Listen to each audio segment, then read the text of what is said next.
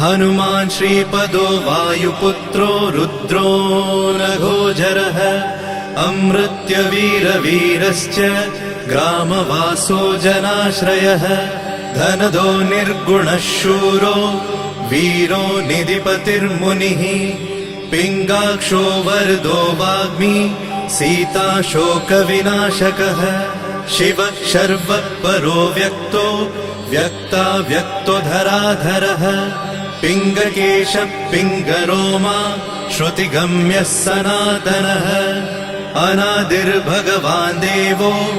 विश्वहेतुर्जनाश्रयः